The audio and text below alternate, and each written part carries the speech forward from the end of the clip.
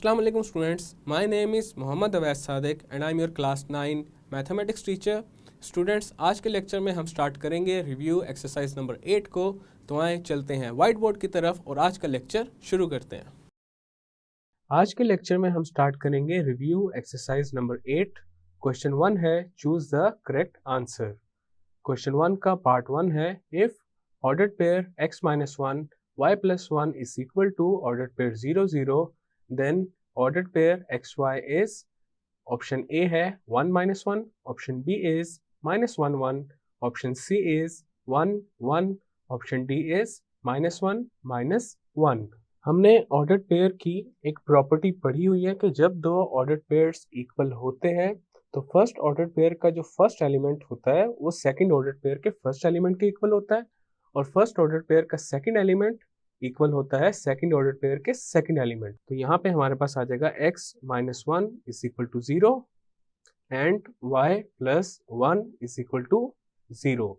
अब यहाँ पे ये दो इक्वेशंस हैं, इनको वन बाय वन सॉल्व करते हैं. ये जो पहली इक्वेशन है इसमें x इक्वल आ जाएगा 1 के और दूसरी इक्वेशन में y इक्वल आ जाएगा -1 के. अब हम यहाँ पे ऑर्डर्ड पेयर बनाएंगे तो हमारे पास आ जाएगा 1 -1. तो यहाँ पे जो ऑप्शन ए है वो करेक्ट आंसर है. पार्ट 2 है if ordered pair x0 is equal to ordered pair 0y, then ordered pair xy is option A is 0 1, option B is 1 0, option C is 0 0, option D is 1 1. अब यहाँ पे ये दोनों ordered pairs equal है. This means x is equal to 0 and 0 is equal to y. 0 is equal to y को हम लिख सकते हैं y is equal to 0.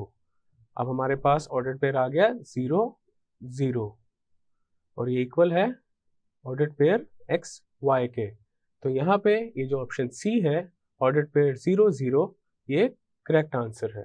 Part 3 है point 2 - 3 lies in the quadrant. Option A is 1, option B is 2, option C is 3 and option D is 4.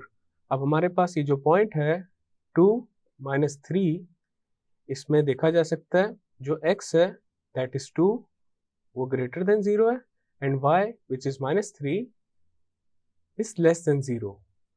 तो इसका मतलब ये हुआ कि जो पॉइंट है 2 - 3 ये लाई करेगा फोर्थ क्वाड्रेंट में. तो यहाँ पे ये जो ऑप्शन डी है फोर्थ ये करेक्ट आंसर है. पार्ट 4 है point -3 - 3 lies in the quadrant. Option A is 1, option B is 2, option C is 3, option D is 4. अब इस पॉइंट में देखा जा सकता है हमारे पास x इक्वल है -3 के which means x is less than 0 and y is also equal to -3 which means y is less than 0. अगर x और y दोनों ही 0 से लेस हों तो वो पॉइंट लाई करता है थर्ड क्वाड्रेंट में. तो यहाँ पे ये जो ऑप्शन सी है थर्ड ये करेक्ट आंसर है. पार्ट 5 है if y is equal to 2x plus 1 and x is equal to 2 then y is option A is 2, option B is 3, option C is 4 and option D is 5.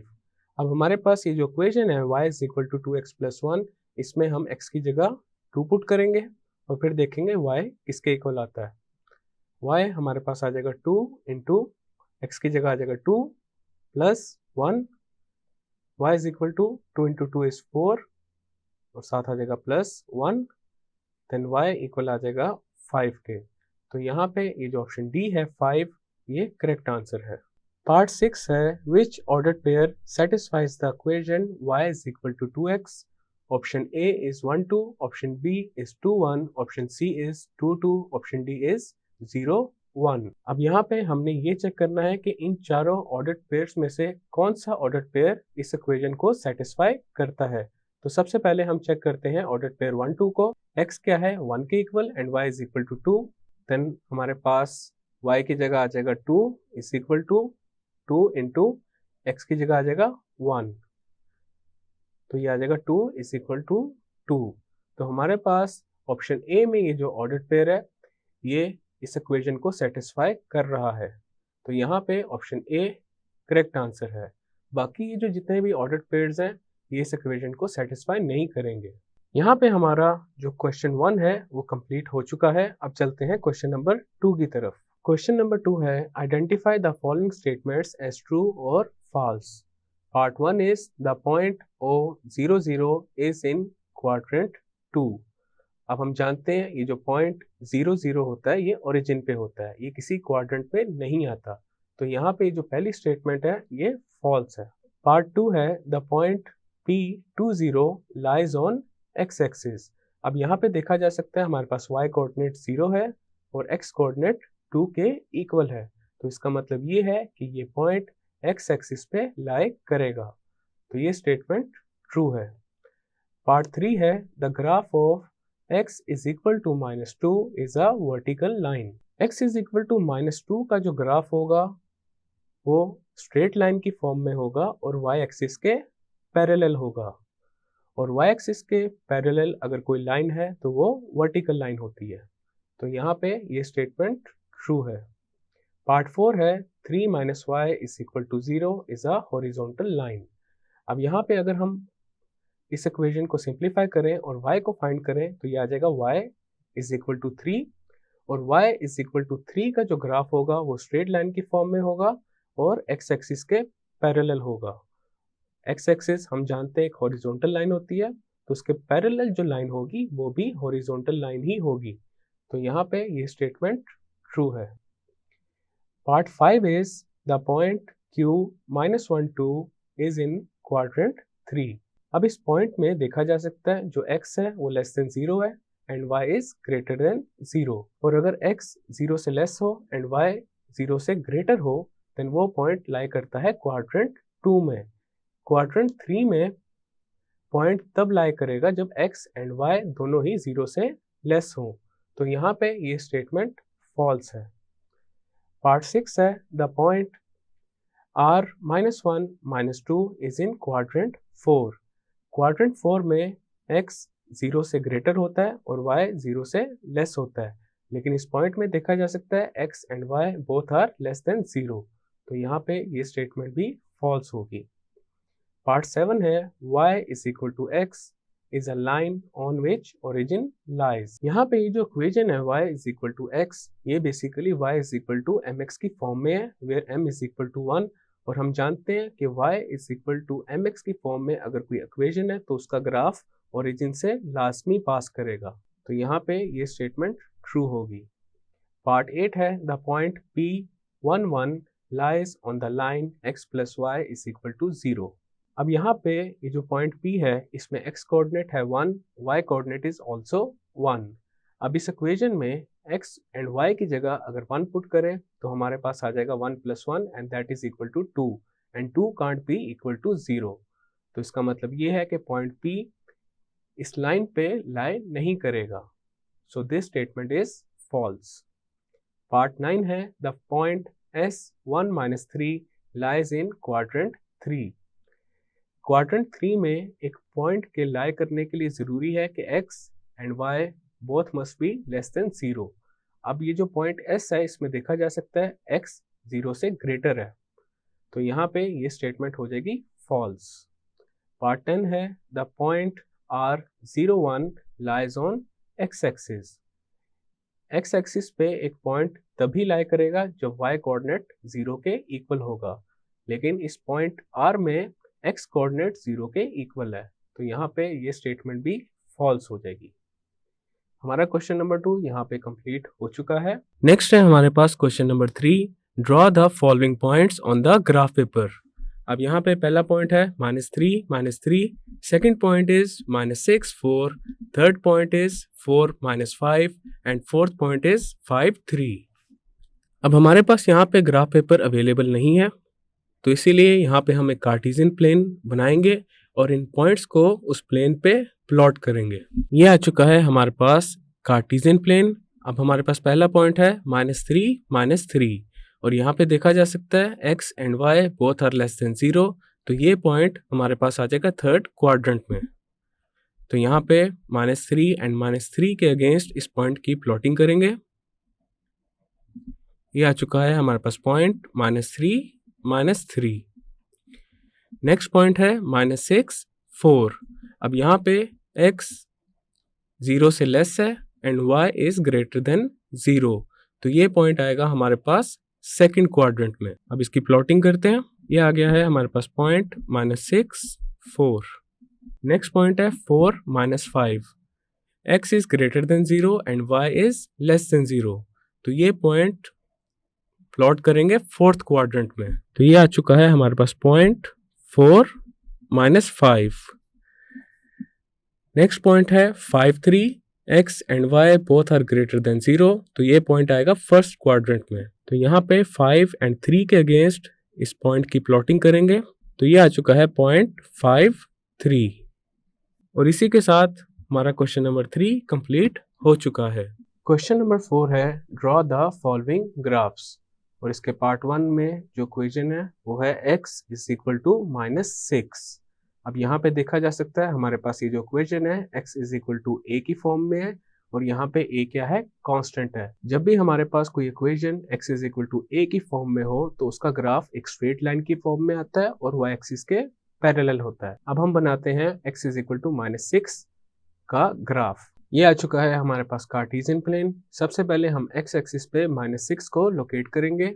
अब यहाँ पे हम एक straight line draw करेंगे जो कि parallel होनी चाहिए y एक्सिस के। अब यहाँ पे हमारे पास एक स्ट्रेट लाइन आ चुकी है और देखा जा सकता है ये लाइन y एक्सिस के पैरेलल है और ये है graph x is equal to -6 का। पार्ट 2 है y इज इक्वल टू 7। अब यहाँ पे ये जो इक्वेशन है y इज इक्वल टू 7, ये y is equal to c की फॉर्म में है where c is a constant. और हमारे पास जब भी कोई equation y is equal to c की फॉर्म में हो तो उसका ग्राफ एक स्ट्रेट लाइन की फॉर्म में आता है और x एक्सिस के पैरेलल होता है। अब हम बनाते हैं ग्राफ। ये आ चुका है हमारे पास कार्टेशियन प्लेन। अब हम y एक्सिस पे 7 को लोकेट करेंगे। तो यहाँ पे हमने पॉइंट को प्लॉट कर दिया। अब हम यहाँ पे एक स्ट्रेट लाइन ड्रॉ करेंगे जो कि x एक्सिस के पैरेलल होनी चाहिए। ये आ चुका है हमारे पास graph y is equal to 7 का। अब यहाँ पे देखा जा सकता है हमारे पास एक स्ट्रेट लाइन बन चुकी है और ये x एक्सिस के पैरेलल है। नेक्स्ट हम करेंगे क्वेश्चन नंबर 4 का पार्ट 3। पार्ट 3 में हमारे पास गिवन है x इज इक्वल टू 5/2। अब यहाँ पे देखा जा सकता है हमारे पास ये जो गिवन इक्वेशन है ये x is equal to a की फॉर्म में है और जब कोई भी equation x is equal to a की फॉर्म में हो तो उसका ग्राफ एक स्ट्रेट लाइन की फॉर्म में आता है और वो y एक्सिस के पैरेलल होता है। अब हम यहाँ पे बनाएंगे एक कार्टेशियन प्लेन। ये आ चुका है हमारे पास एक कार्टेशियन प्लेन। सबसे पहले हम x एक्सिस पे 5/2 को लोकेट करेंगे। 5/2 इज इक्वल टू 2.5। तो यहाँ पे हमारे पास आ जाएगा ये पॉइंट। अब हम इस पॉइंट पे एक स्ट्रेट लाइन को ड्रॉ करेंगे जो कि y एक्सिस के पैरेलल होनी चाहिए। ये आ चुका है हमारे पास graph x is equal to 5/2 का। नेक्स्ट हम करते हैं पार्ट 4 और वो है y इज इक्वल टू -9/2। अब यहाँ पे भी ये जो इक्वेशन है y is equal to c की फॉर्म में है और इस इक्वेशन का जो ग्राफ बनेगा वो एक स्ट्रेट लाइन की फॉर्म में होगा और x एक्सिस के पैरेलल होगा। तो इसका ग्राफ बनाने से पहले हम -9/2 को डेसिमल फॉर्म में लिख लेते हैं।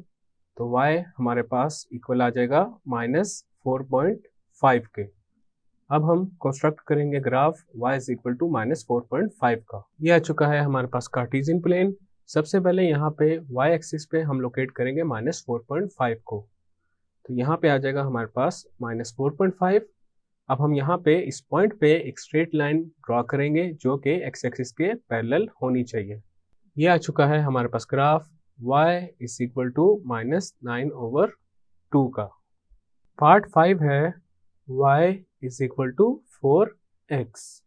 अब हम बनाते हैं एक टेबल। ये आ चुका है हमारे पास टेबल। तो सबसे पहले यहाँ पे लिखेंगे x, देन आ जाएगा y, देन आ जाएगा पॉइंट x y।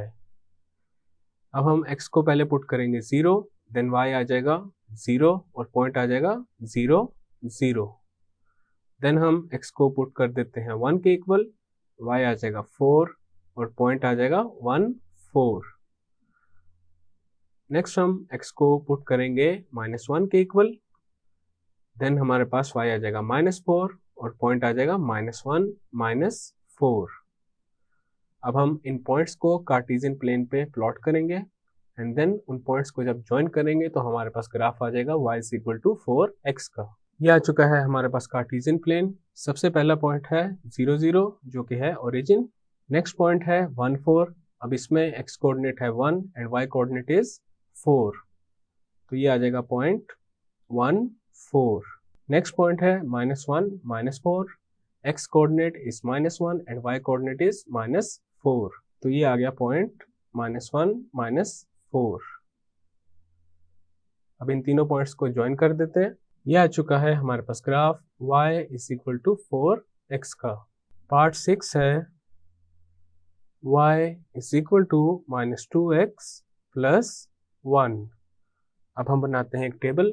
ये आ चुका है हमारे पास टेबल। तो सबसे पहले यहाँ पे आ जाएगा x, देन आ जाएगा y, देन आ जाएगा पॉइंट x y। अब यहाँ पे हम सबसे पहले x को इक्वल रखेंगे 0 के, देन y आ जाएगा 1 और पॉइंट आ जाएगा 0 1। उसके बाद हम x को इक्वल रखते हैं 1 के, देन y हमारे पास आ जाएगा -1 और पॉइंट आ जाएगा 1 -1। नेक्स्ट हम x को इक्वल रखते हैं -1 के, देन y हमारे पास आ जाएगा 3 के इक्वल और पॉइंट आ जाएगा -1 3। अब हम कार्टेशियन प्लेन पे इन पॉइंट्स को प्लॉट करते हैं। ये आ चुका है हमारे पास कार्टेशियन प्लेन। सबसे पहला पॉइंट है 0 1, x coordinate is 0 and y coordinate is 1, तो ये पॉइंट आ जाएगा y एक्सिस पे। ये आ गया हमारे पास पॉइंट 0 1। नेक्स्ट पॉइंट है 1 -1, x coordinate is 1 and y coordinate is -1, ये आ गया पॉइंट 1 -1। नेक्स्ट पॉइंट है हमारे पास -1 3, x coordinate is -1 and y coordinate is 3, तो ये आ गया हमारे पास पॉइंट -1 3। अब इन तीनों पॉइंट्स को ज्वाइन कर देते हैं। हमारे पास यहाँ पे ग्राफ आ चुका है y is equal to -2x plus 1 का। So this is our final and required result. और यहाँ पे हमारा क्वेश्चन नंबर 4 कंप्लीट हो चुका है। स्टूडेंट्स, आज के लेक्चर में हमने रिव्यू एक्सरसाइज नंबर 8 को स्टार्ट किया था और रिव्यू एक्सरसाइज नंबर 8 का question 1 to question 4 successfully complete कर लिया है। नेक्स्ट लेक्चर में हम क्वेश्चन नंबर 5 से कंटिन्यू करेंगे। मैं उम्मीद करता हूँ आपको आज का लेक्चर समझ आया होगा। मिलते हैं फिर अगले लेक्चर में।